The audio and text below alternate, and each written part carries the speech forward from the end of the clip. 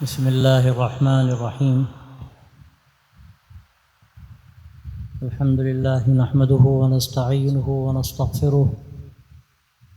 ونؤمن به ونتوكل عليه ونعوذ بالله من شرور أنفسنا ومن سيئات أعمالنا. من يهده الله فلا مضل له ومن يضلله فلا هادي له، ونشهد أن لا إله إلا الله وحده لا شريك له، ونشهد أن سيدنا ونبينا ومولانا محمدا عبده ورسوله صلى الله تعالى عليه وعلى آله وأصحابه وأزواجه وذرياته وأهل بيته وبارك وسلم تسليما كثيرا كثيرا. أما بعد،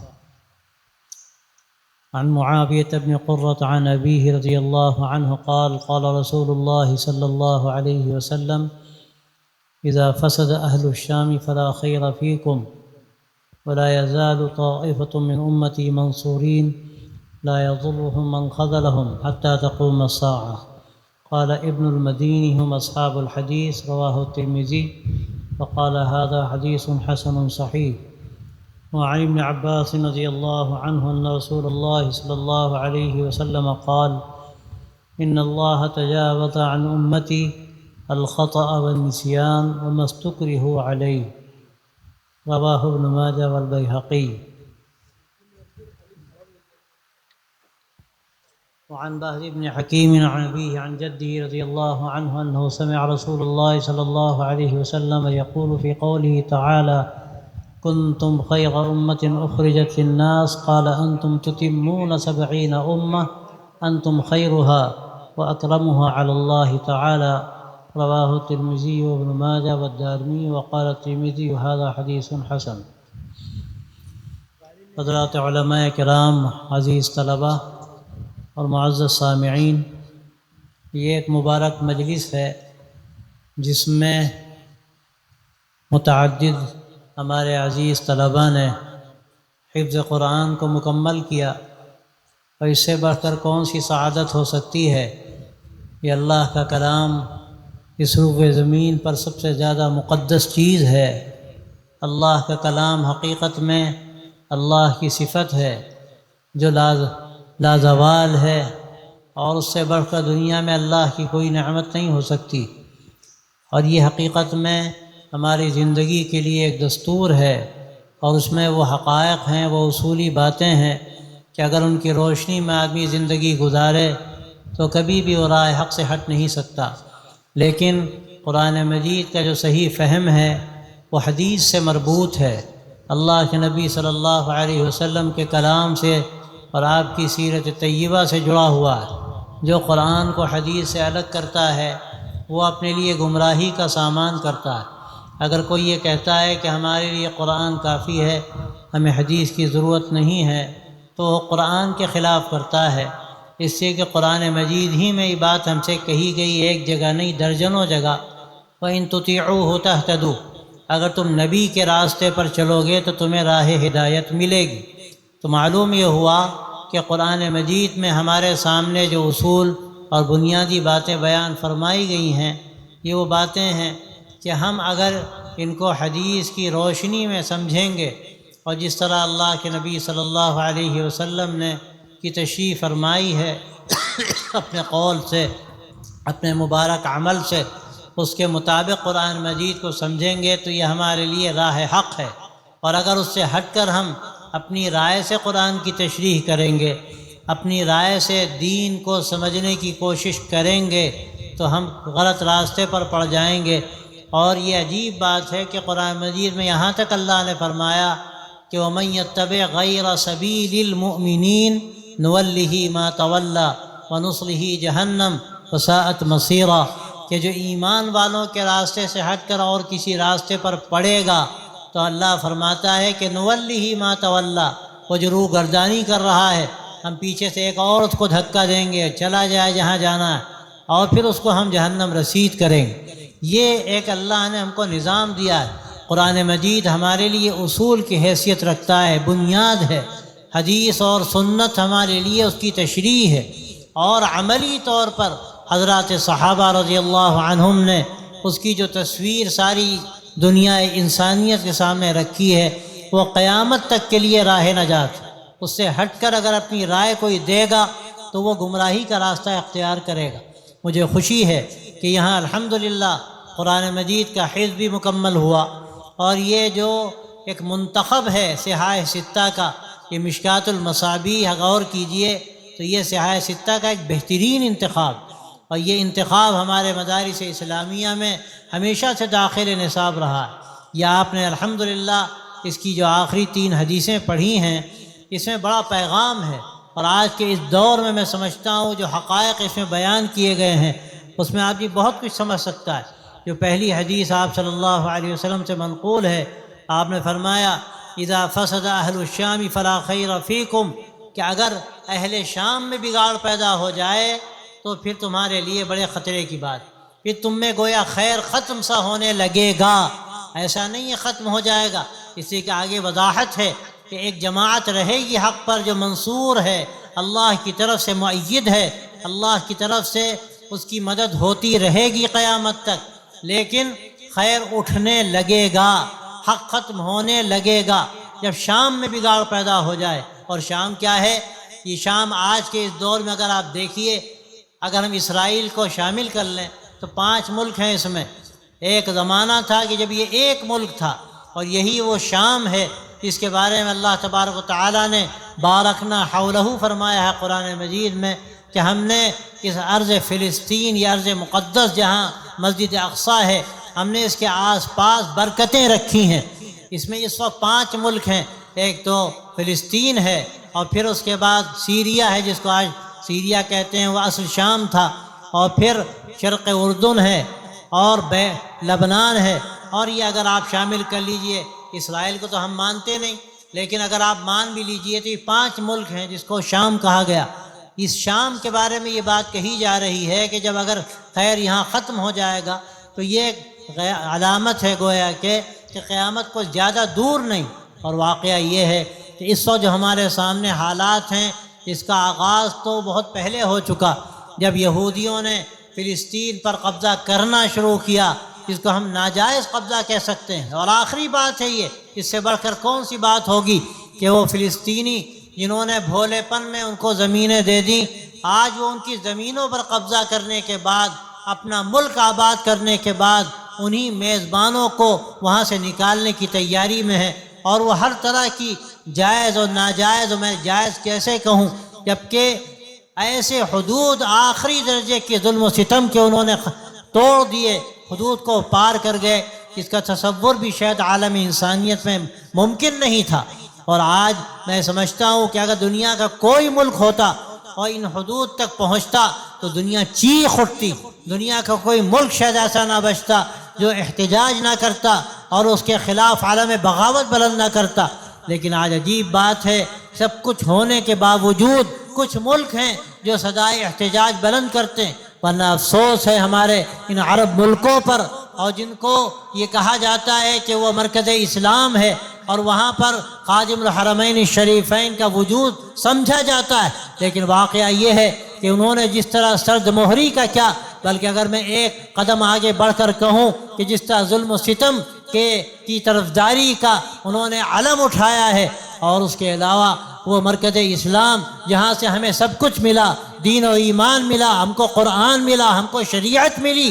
آج اسی سرزمین پر نہ جانے کیا کیا گل کھلائے جا رہے ہیں اور کیا کچھ ہو رہا ہے۔ تو یہ انتہائی خطرناک ایک ہمارے سامنے صورتحال ہے۔ اور جہاں تک شام کا تعلق ہے، اس شام جس میں کہ 4-5 ملک شامل ہیں، واقعہ یہ ہے آج ہم کو وہاں شاید خیر نظر نہیں آ رہا۔ یقیناً ہمارے فلسطینی بھائیوں نے جو خدمت انجام دی ہے، جو قربانیاں دی ہیں، واقعہ یہ ہے کہ اس سے قرن اول کی یاد تازہ ہوتی ہے، جن قربانیوں کے ساتھ وہ آگے بڑھنا ہے۔ اللہ تبارک و تعالیٰ ان کی حفاظت کرے۔ لیکن اللہ نے یہ گویا کہ اللہ کے رسول صلی اللہ علیہ وسلم نے جو پیشین گوئی فرمائی تھی، یہ بات سامنے آ رہی ہے کہ اب شام میں بھی خیر ختم ہوتا نظر آ رہا ہے، لیکن اللہ کا وعدہ ہے کچھ اہل حق ہیں جو ہمیشہ رہیں گے، قیامت تک رہیں گے، یہاں تک کہ اللہ تبارک و تعالیٰ حضرت امام مہدی کو بھیجے گا۔ حضرت عیسیٰ علیہ السلام نزول فرمائیں گے اور دجال جب آئے گا تو حضرت عیسیٰ کے ہاتھوں مارا جائے گا۔ یہ قیامت کی قریبی علامتیں، ہم بالکل نہیں کہہ سکتے اس بات کو اپنی زبان سے کہ وہ قیامت کب آئے گی، 100 سال کے بعد آئے گی، 50 سال کے بعد آئے گی۔ بہت سے لوگ ہیں جو تعیین کرتے ہیں، واقعہ یہ ہے کہ یہ بات انتہائی درجے غلط فہمی پر مبنی ہے۔ ہم تعیین نہیں کر سکتے، اس میں کوئی شبہ نہیں کہ قیامت کی جو واضح علامتیں ابتدائی ہیں وہ سب ہمارے سامنے آ چکی ہیں، آ رہی ہیں، لیکن جو قرآن مجید جو احادیث میں قیامت کی قریبی علامتیں بیان کی گئی ہیں وہ علامتیں ایسی ہیں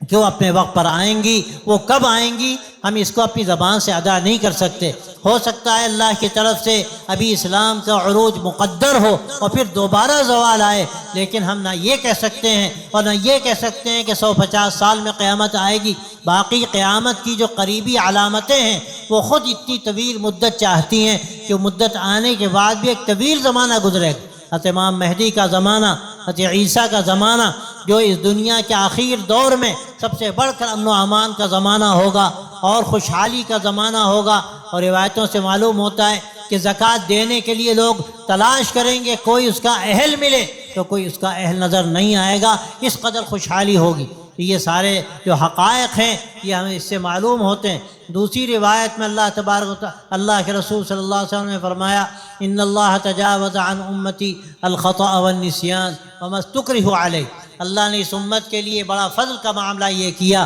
کہ اگر بھول چوک ہو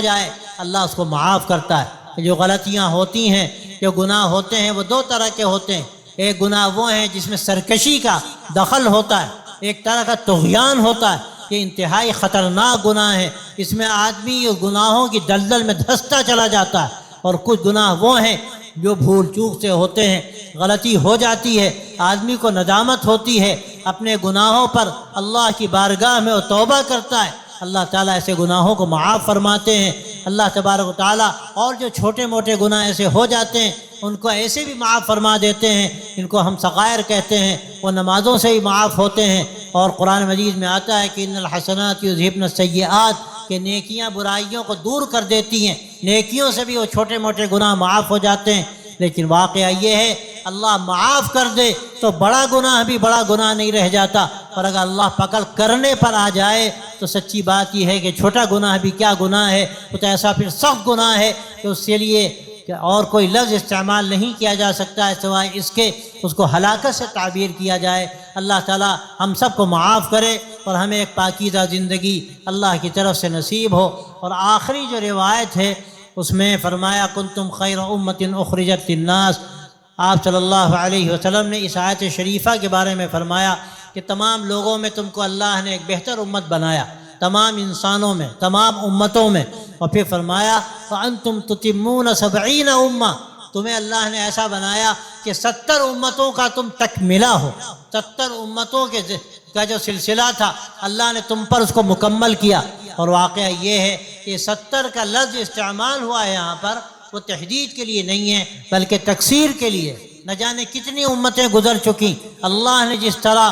حضرت صلی اللہ علیہ وسلم کو خاتم النبیین بنایا اور آپ کی شریعت کو خاتم الشرائع بنایا، اسی طرح اللہ نے آپ صلی اللہ علیہ وسلم کی امت کو خاتم الامم بنایا۔ اس سے صاف معلوم ہوتا ہے کہ خاتم الامم ہے، اب نہ کوئی نبی آئے گا، نہ کوئی شریعت آئے گی اور نہ کوئی امت آئے گی۔ اب یہ امت جس کو اللہ تبارک و تعالیٰ نے امت اجابت بنایا، اس نے بات سنی ہے، بات مانی ہے، جو اس دین کی حامل ہے، جو قرآن و سنت کو سمجھتی ہے، اس کا فہم رکھتی ہے، اس کی بڑی ذمہ داری ہے کہ وہ دعوت کا کام کرے۔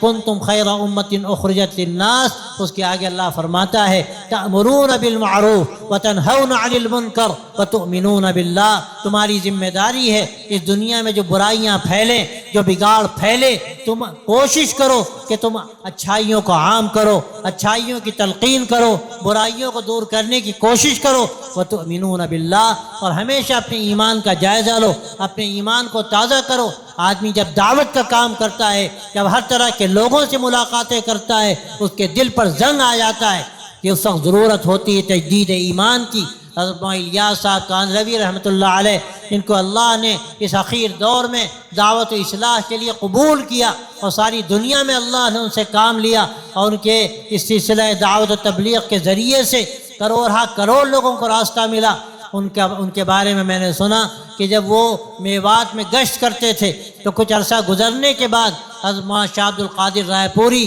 جو اپنے وقت کے بڑے شیخ و مرشد تھے، ہمارے حضرت مولانا علی میاں رحمۃ اللہ علیہ کے بھی شیخ تھے، وہ ان کی خدمت میں حضرت مولانا الیاس صاحب تشریف لے جاتے تھے اور یہ جملہ فرماتے تھے کہ حضرت لوگوں سے مل کر دل پر زنگ آ گیا، اس زنگ کو چھڑانے کے لیے میں آپ کی خدمت میں آیا ہوں۔ تو یہ ہماری ذمہ داری ہے، یہ دعوت کا کام، یہ تعلیم کا کام، یہ لوگوں سے ملاقاتیں، سماج کی اصلاح کرنا، برائیوں سے لوگوں کو دور کرنے کی کوشش کرنا۔ اور آج کے اس دور میں جو ارتداد کا زمانہ ہمیں نظر آتا ہے، نہ جانے کتنی بچیاں اور کتنے نوجوان غلط راستے پر جا رہے ہیں، ایمان کا سودا ہو رہا ہے۔ اس وقت ہماری ذمہ داری ہمارے طلباء کی، ہمارے فارغین کی اور علماء کی، ہم سمجھتے ہیں دو چند ہے، ہر طرح کی اپنی خواہشات سے، اپنی تمام جو دل کی اندر کی چاہتیں ہوتی ہیں، ان چاہتوں سے ذرا سا دستبردار ہو کر ہمیں اپنے آپ کو لگانا ہے، کھپانا ہے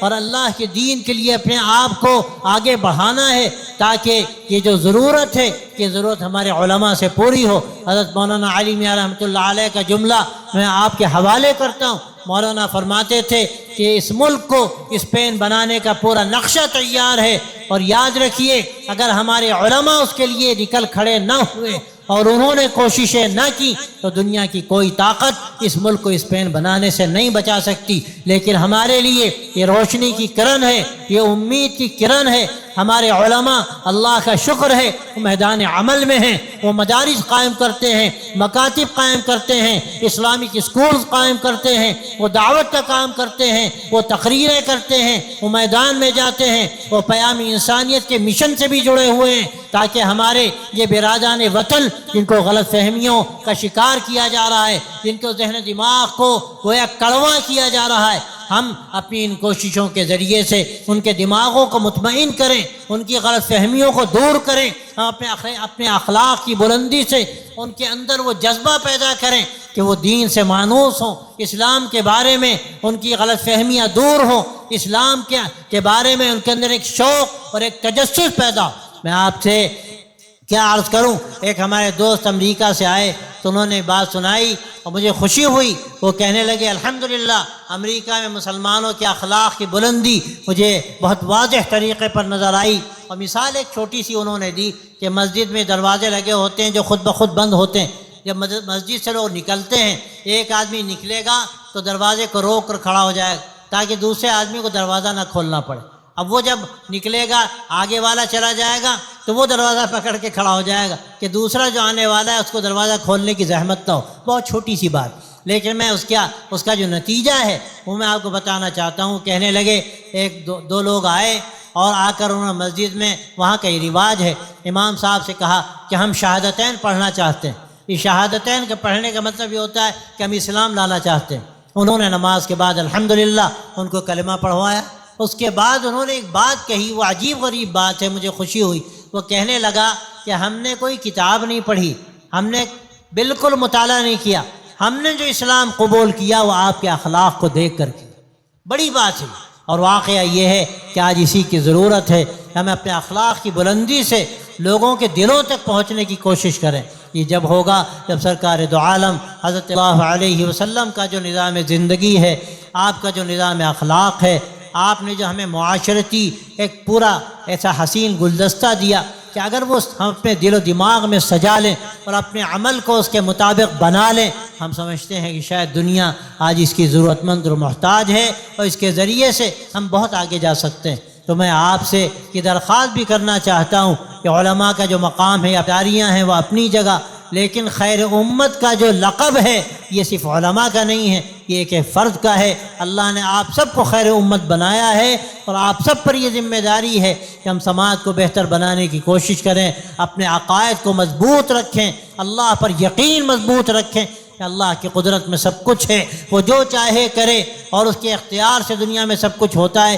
اور جو کچھ ہو رہا ہے ایسا نہیں ہے کہ گھوڑے کی لگام ہاتھ سے چھوٹ گئی، سب اللہ کے کرنے سے ہوتا ہے، اور اللہ کے حکم سے جو کچھ ہو رہا ہے اس میں بہت کچھ ہماری بدعمالیاں ہیں، اور یہ اللہ نے قرآن مجید میں فرمایا بھی ہے کہ ظہر الفساد فی البر والبحر بما کسبت ایدی الناس ما اصابکم من مصیبت فبما کسبت ایدی الناس، کہ دنیا میں جو بگاڑ پھیل گیا ہے یا تم پر جو مصیبت آتی ہے یہ تمہاری برائیاں ہیں، تمہارے ہاتھوں کے کرتوت ہیں۔ اللہ ہم سب کی حفاظت کرے، ہمیں صحیح دین پر عمل کرنے کی توفیق عطا فرمائے، ہمارے عقائد کو مضبوط فرمائے، ہمارے اعمال میں پختگی پیدا فرمائے۔ حقوق و واجبات کا مسئلہ سب سے بڑھ کر اہم ہے، لیکن ہمیں بڑی غفلت ہے۔ وراثت کی تقسیم کا مسئلہ ہے، ہم میں کتنے لوگ ہیں جو شریعت کے مطابق اپنی وراثت کو تقسیم کرتے ہیں، اور کتنے لوگ ہیں جو دوسروں کا حق جو ان کے ذمہ واجب ہے وہ ادا کرتے ہیں، جو مال میں ایک ایک پیسے کا حساب رکھتے ہیں،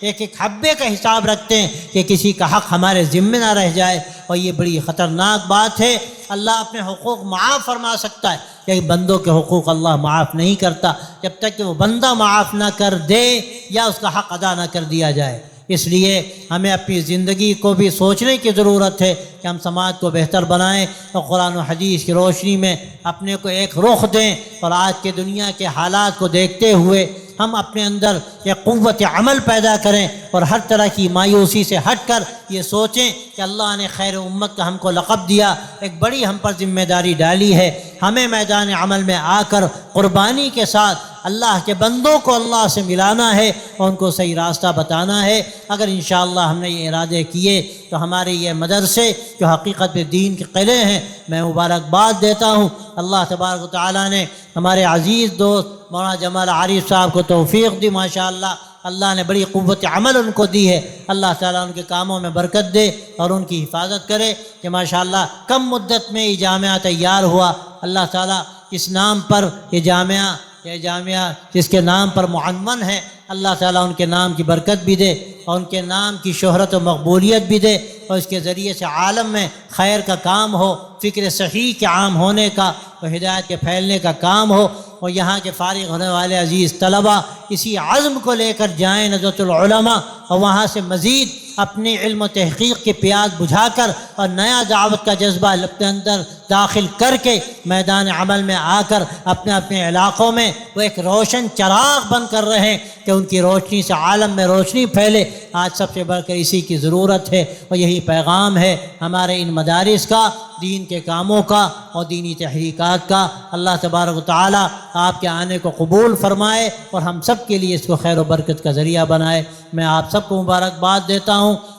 اس مدرسے کے ذمہ داروں کو، یہاں کے اساتذہ کو جنہوں نے محنت کی اور جو کارگزاریاں سامنے آئیں، اس سے واقعہ یہ ہے کہ دل خوش ہوا۔ اللہ تعالیٰ مزید ہمت و توفیق عطا فرمائے، آسانیاں پیدا فرمائے، رکاوٹوں کو دور فرمائے، اور اللہ تعالیٰ اس کو ایک ہدایت کا اور خیر کا سرچشمہ اور اس کا مرکز بنائے۔ وآخر دعوانا ان الحمد للہ رب العالمین۔